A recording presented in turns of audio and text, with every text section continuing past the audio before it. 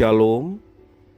Devosi Kejadian 43. Tekanan dan kesempatan sering membuat kita jatuh ke dalam kesalahan yang sama. Bahkan tanpa disadari, kalau kita tidak sungguh-sungguh meninggalkannya, itu bisa berubah menjadi suatu kebiasaan.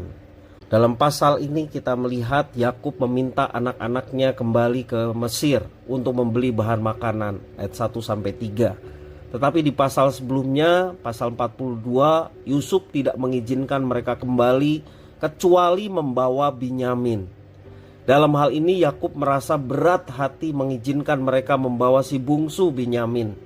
Dia sepertinya tidak mau mengulang tragedi kehilangan anak lagi, yakni kehilangan Yusuf. Kita perhatikan di dalam ayat 9, Yehuda kakak Yusuf menjadikan dirinya sebagai jaminan. Dia meyakinkan Yakub ayahnya akan membawa Binyamin pulang kembali.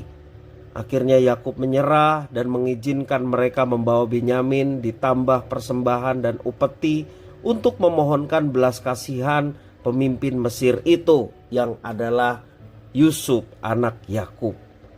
Saudara-saudaranya membenci Yusuf karena iri. Mereka cemburu dengan segala keistimewaan yang didapatkan oleh Yusuf. Sekian lama waktu berselang, Yusuf ingin melihat apakah iri hati itu masih ada dalam saudara-saudaranya. Ketika tiba di Mesir, mereka dibawa ke rumah Yusuf untuk ikut perjamuan makan bersama. Dalam perjamuan makan itu, ia sengaja memberikan porsi 5 kali lebih banyak kepada Binyamin.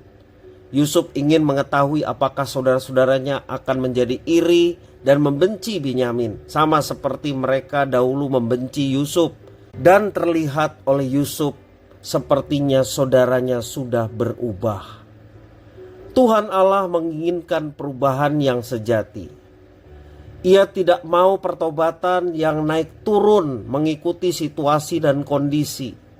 Untuk sampai pada level itu kita butuh disiplin, khususnya untuk melawan keinginan-keinginan daging. Bahkan perintah Tuhan, kita diminta untuk mematikan keinginan-keinginan daging. Dan tentu saja ini tidak mudah. Maka itu kita membutuhkan bimbingan Roh Kudus. Sebab tanpa bimbingan Roh Kudus kita tidak akan bisa mematikan keinginan-keinginan daging. Termasuk iri hati terhadap kemujuran dan kebaikan orang, seperti yang dialami oleh saudara-saudara Yusuf. Mari kita meminta kepada Tuhan, yakni Roh Kudus, untuk kita dapat mengalami perubahan-perubahan di dalam Tuhan. Sifat-sifat kedagingan, dosa-dosa yang masih kita pelihara, kebiasaan-kebiasaan buruk yang tidak berkenan di hadapan Tuhan, kita mau matikan semuanya itu, sehingga hidup kita berkenan kepada Tuhan. Tuhan ingin perubahan yang tulus. Tuhan ingin pertobatan yang sejati itu terjadi dalam kehidupan setiap anak-anaknya. Karena itu jangan biarkan kita terus larut dalam keinginan-keinginan daging, dosa, dan perbuatan-perbuatan yang tidak berkenan kepada Tuhan. Berbaliklah kepada Tuhan.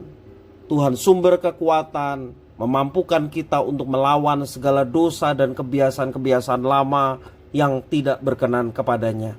Hiduplah dalam ketaatan, kesungguhan dalam pertobatan, maka Tuhan yang akan menyatakan kuasa penyertaannya dalam kita menjalani kehidupan, sehingga nama Tuhan dimuliakan dan hidup kita jadi berkat bagi sesama.